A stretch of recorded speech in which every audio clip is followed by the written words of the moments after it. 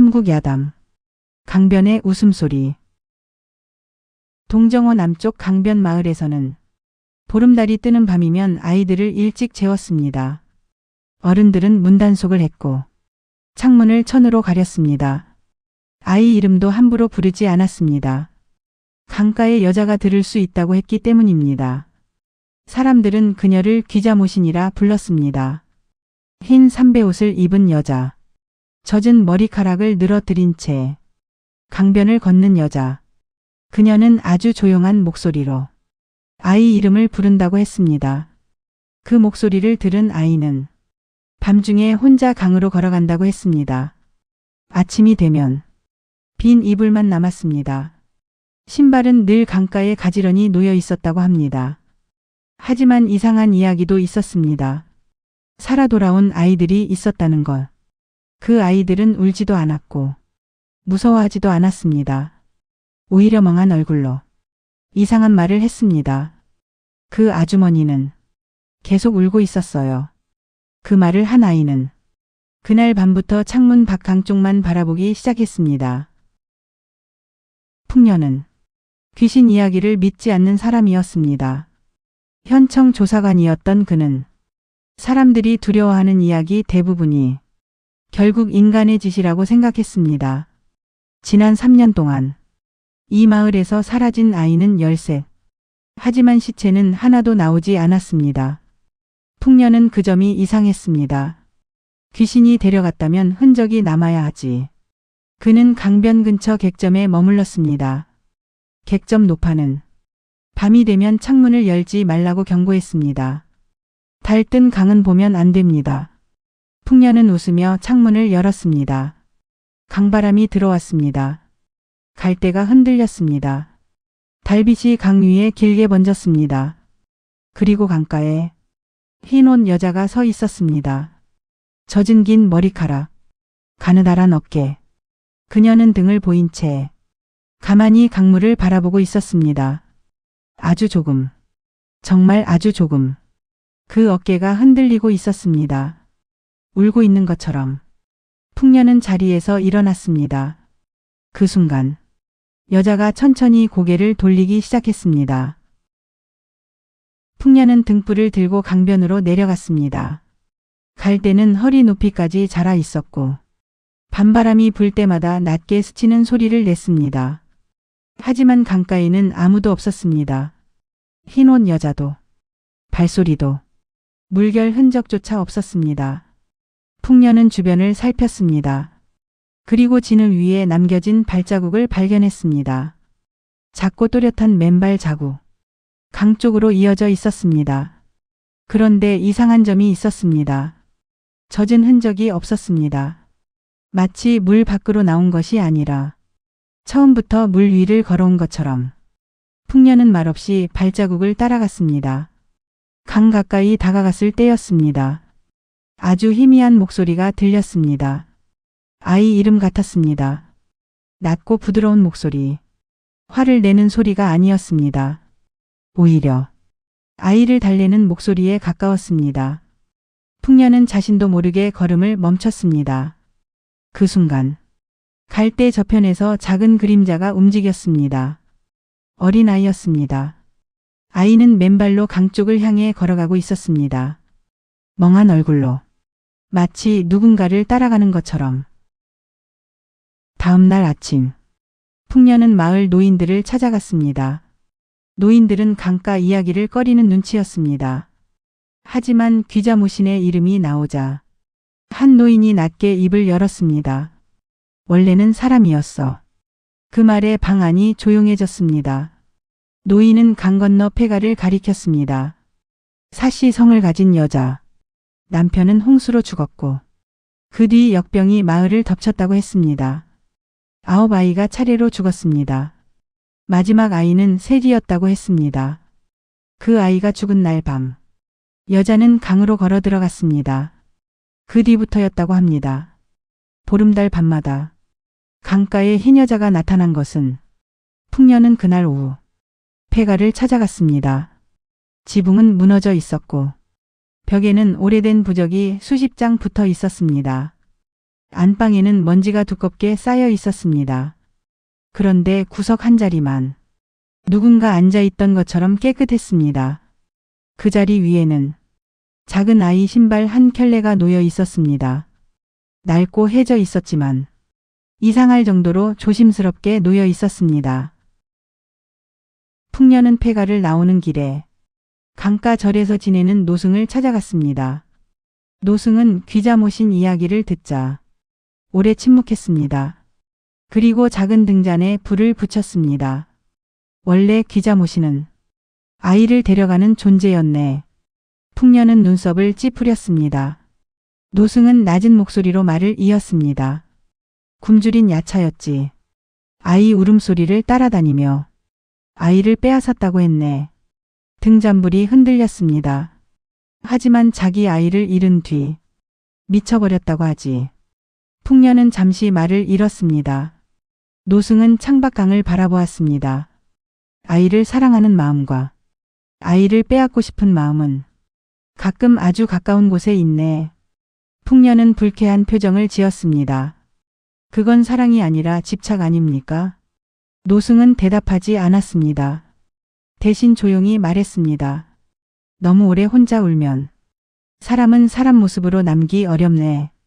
그날 밤 풍년은 객점으로 돌아왔지만 좀처럼 잠들지 못했습니다. 그리고 창밖 강쪽에서 아주 희미하게 아이 웃음소리가 들렸습니다. 사라진 아이들에게는 공통점이 있었습니다.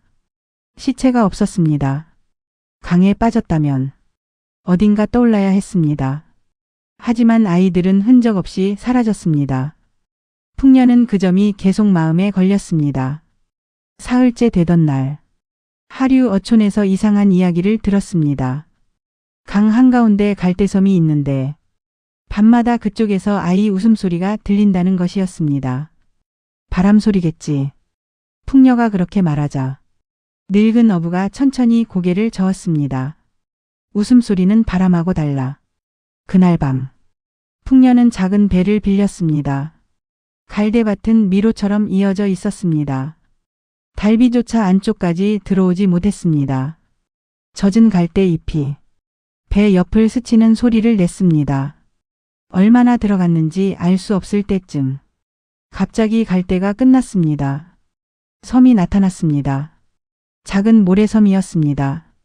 그리고 그곳에는 아이들이 있었습니다. 13. 전부 살아 있었습니다. 아이들은 모래 위에서 서로 기대에 잠들어 있었습니다. 마치 오래전부터 그곳에서 살고 있었던 것처럼. 풍년은 아이들 곁으로 천천히 다가갔습니다. 아이들 주변에는 마른 생선과 과일이 놓여 있었습니다. 젖은 옷은 깨끗하게 말라 있었고 아이들 몸에는 상처 하나 없었습니다. 모래 위에는 작은 나무패들이 꽂혀 있었습니다. 아이 이름이 적혀 있었습니다. 그 아래에는 짧은 글도 있었습니다. 배고프지 않기를, 아프지 않기를, 무섭지 않기를. 풍년은 한참 동안 그 글들을 바라보았습니다. 납치범이 남긴 글처럼 보이지 않았습니다. 오히려 누군가 아이를 재우며 남긴 기도 같았습니다. 그때 한 아이가 천천히 눈을 떴습니다. 10살쯤 되어 보이는 여자아이였습니다. 아이는 풍녀를 보더니 겁먹은 얼굴 대신 이상한 말을 했습니다. 쉿. 아이는 작은 목소리로 말했습니다. 아주머니 울고 계세요. 풍녀는 움직임을 멈췄습니다. 아이가 가리킨 곳에는 갈대밭이 있었습니다. 바람도 없는데 갈대가 아주 조금 흔들리고 있었습니다. 풍년은 그 순간 처음으로 느꼈습니다. 이곳에는 단순한 아기만 있는 것이 아니라는 것을, 그래서 더 위험하다는 것을. 갈대가 천천히 갈라졌습니다. 풍년은 소리보다 먼저 차가운 물 냄새를 느꼈습니다. 그리고 그녀가 나타났습니다. 흰 삼배옷은 물에 젖어 있었습니다. 긴 머리카락 끝에서는 아직도 물방울이 떨어지고 있었습니다. 하지만 이상한 것은 그녀의 발밑 모래가 젖지 않는다는 점이었습니다. 여자는 아이들을 먼저 바라보았습니다. 잠든 아이들을. 그 눈빛은 기묘할 만큼 조용했습니다. 그러고 나서 풍녀를 바라보았습니다. 가까이에서 본 얼굴은 생각보다 젊었습니다. 그러나 눈만은 달랐습니다. 너무 오래 울어 색이 빠져버린 사람의 눈 같았습니다. 한참 뒤 그녀가 입을 열었습니다. 데려가려고? 목소리는 낮고 갈라져 있었습니다. 풍녀는 대답했습니다. 아이들에게는 가족이 있습니다. 그녀는 천천히 고개를 저었습니다. 여기가 더 안전해. 이곳에서는 아무도 아프지 않아. 풍녀는 아이들을 바라보았습니다. 아이들은 정말 편안한 얼굴로 잠들어 있었습니다. 그 사실이 오히려 풍녀를 더 불안하게 만들었습니다. 풍녀는 한동안 말을 하지 못했습니다. 갈대밭 너머로 강물 소리만 낮게 들리고 있었습니다. 하리티는 아이들 곁에 천천히 앉았습니다. 잠든 아이 머리카락을 조심스럽게 쓸어내렸습니다. 그 손길은 이상할 만큼 익숙해 보였습니다. 풍녀는 그 모습을 바라보다가 낮게 입을 열었습니다. 나도 아이가 있었습니다. 하리티의 손이 멈췄습니다. 풍녀는 강 쪽을 바라본 채 말을 이었습니다. 역병이 돌던 해였습니다. 열이 너무 높아서 몸을 만질 수도 없었습니다. 그는 잠시 숨을 멈췄습니다. 마지막 날, 제 딸은 제 손을 잡고 잠들었습니다. 갈대가 낮게 흔들렸습니다. 아침이 되자 손이 차가워져 있었습니다. 풍녀는 끝내 하리티를 바라보지 못했습니다. 그날 밤 나는 생각했습니다. 시간을 되돌릴 수 있다면 무엇이든 할 수 있을 것 같다고. 긴 침묵이 이어졌습니다. 하리티는 아주 천천히 고개를 들었습니다. 그리고 처음으로 풍녀를 사람처럼 바라보았습니다. 하리티는 오랫동안 말이 없었습니다. 강물 소리만 섬 주위를 천천히 흘러가고 있었습니다. 그러다 그녀가 낮게 입을 열었습니다. 마지막 아이 이름은 소복이었어. 풍녀는 고개를 들었습니다. 하리티는 잠든 아이들 사이를 바라보고 있었습니다. 걷는 걸 좋아했지. 항상 신발 한 짝을 먼저 벗어버렸어. 그녀는 아주 천천히 웃었습니다. 하지만 그 웃음은 사람을 더 슬프게 만드는 웃음이었습니다. 밤마다 울었어. 열이 너무 높아서 숨 쉬는 소리조차 뜨거웠지. 갈대가 낮게 흔들렸습니다. 아침이 되었는데 몸이 차가워져 있었어. 풍녀는 아무 말도 하지 못했습니다. 하리티는 손 안에서 작은 천 신발 하나를 만지고 있었습니다. 낡고 오래된 아이 신발. 폐가에서 본 것과 같은 모양이었습니다. 하리티는 신발을 꼭 쥔 채 속상했습니다. 아이들은 금방 잊혀져. 하지만 어머니는 아니야. 그 순간 풍녀는 처음으로 느꼈습니다. 이 여자는 아이들을 숨기는 것이 아니라 시간이 아이들을 데려가지 못하게 붙들고 있다는 것을. 풍녀는 잠든 아이들을 한 명씩 바라보았습니다. 아이들은 이상할 만큼 평온해 보였습니다. 악몽에 시달린 흔적도 없었습니다. 굶주린 얼굴도 아니었습니다. 오히려 마을에서 보았던 때보다 더 편안해 보였습니다. 그 사실이 풍녀를 불안하게 만들었습니다. 그때 한 어린아이가 잠에서 깼습니다. 아이는 눈을 비비며 일어났습니다. 그리고 자연스럽게 하리티 옆으로 다가갔습니다. 마치 오래전부터 그곳이 자기 자리였던 것처럼. 하리티는 말없이 아이 머리를 감싸 안았습니다.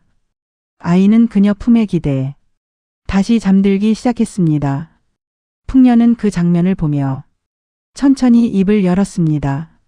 이건 보호가 아닙니다. 하리티는 고개를 들지 않았습니다.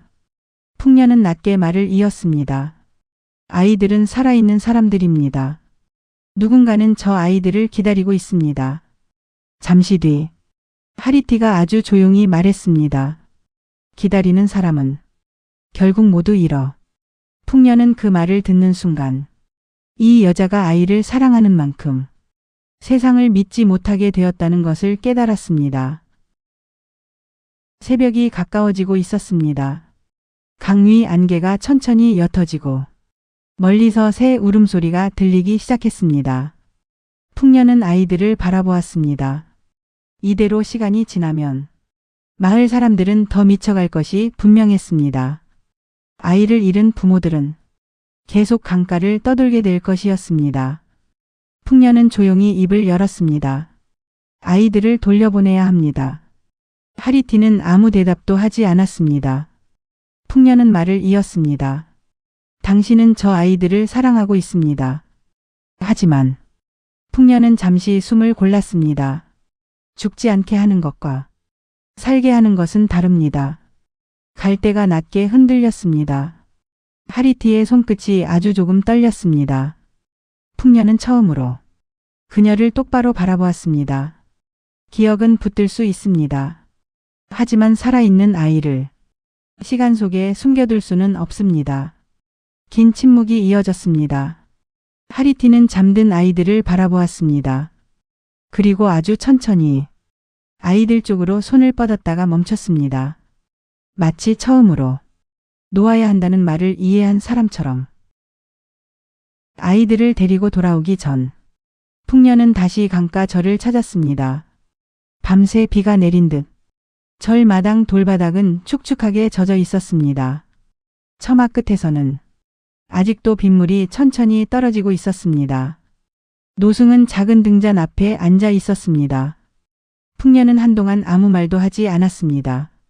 등잔불만 조용히 흔들리고 있었습니다. 한참 뒤 풍녀가 낮게 물었습니다. 귀자 모시는 정말 괴물입니까? 노승은 곧바로 대답하지 않았습니다. 대신 창밖 강 쪽을 바라보았습니다. 멀리 갈대가 비에 젖어 흔들리고 있었습니다. 아이를 잃은 사람은 가끔 아주 이상해지지. 노승의 목소리는 낮았습니다. 밥을 먹다가도 갑자기 아이 이름을 부르고 빈 방에 이불을 펴놓기도 하네. 풍년은 조용히 눈을 감았습니다. 노승은 등잔불을 바라보며 중얼거렸습니다.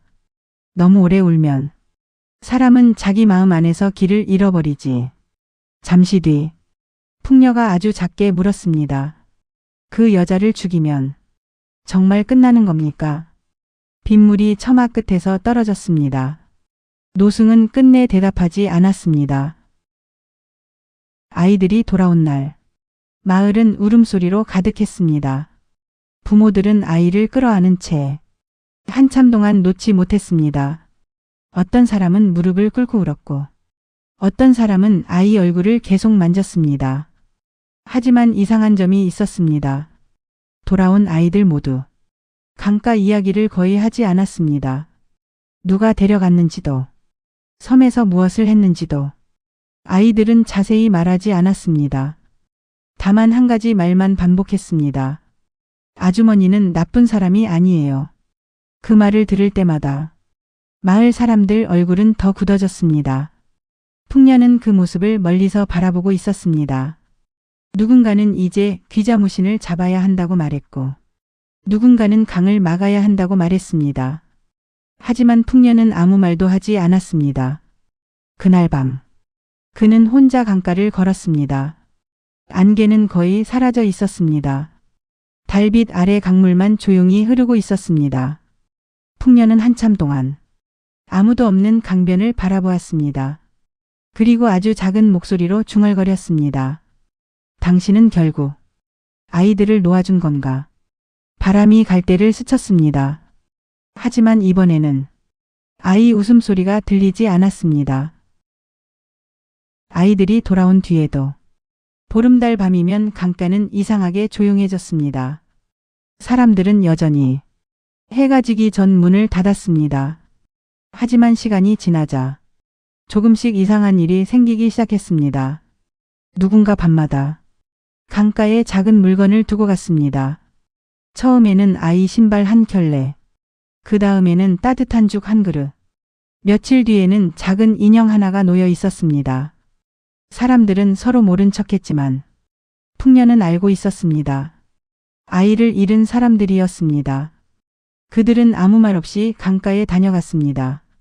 마치 누군가 아직 그곳에 남아있다고 믿는 사람들처럼. 어느 날 밤, 풍년은 한 여인을 보았습니다. 역병으로 아들을 잃은 여자였습니다. 여자는 작은 천 신발을 품에 안고 있다가 강가에 조심스럽게 내려놓았습니다. 그리고 아주 작은 목소리로 말했습니다. 춥지 말아라. 풍년은 그 말을 듣는 순간 사람들이 두려워했던 것은 귀자모신만이 아니었다는 걸 깨달았습니다. 어쩌면 사람들은 자기 안에도 같은 마음이 있다는 걸 두려워했던 것인지도 몰랐습니다. 멀리 강 건너 어둠 속에서 희미한 등불 하나가 흔들리고 있었습니다. 풍녀가 마을을 떠나는 날, 강에는 안개가 거의 없었습니다. 보름달도 아니었습니다. 강물은 조용했고 갈대는 바람 없이 멈춰 있었습니다. 풍녀는 마지막으로 강가 폐가 앞에 멈춰 섰습니다. 무너진 지붕 아래 먼지가 쌓인 방 안은 여전히 어두웠습니다. 하지만 구석 한 자리만은 깨끗했습니다. 마치 누군가 아직도 그곳에 앉아 있는 것처럼. 풍녀는 천천히 안으로 들어갔습니다. 그리고 그 자리 위에서 작은 천 신발 하나를 발견했습니다. 처음 봤을 때보다 조금 더 낡아 있었습니다. 풍녀는 신발을 손에 쥔 채 한참 동안 말이 없었습니다. 멀리 강물 소리가 들렸습니다. 그 순간 아주 희미하게 여자 웃음소리 같은 것이 들렸습니다. 하지만 슬프지도 무섭지도 않은 소리였습니다. 풍녀는 조용히 눈을 감았습니다. 그리고 작은 목소리로 말했습니다. 소복은 끝까지 잊히지 않았구나. 바람이 천천히 불었습니다. 강가 갈대가 낮게 흔들렸습니다. 풍녀는 끝내 뒤를 돌아보지 않았습니다. 그리고 그날 이후 마을에서는 더 이상 아이가 사라지지 않았습니다. 다만 사람들은 오래도록 말했습니다. 보름달 밤 강가에서는 가끔 누군가 우는 소리가 들린다고. 너무 오래 아이를 잊지 못한 사람처럼.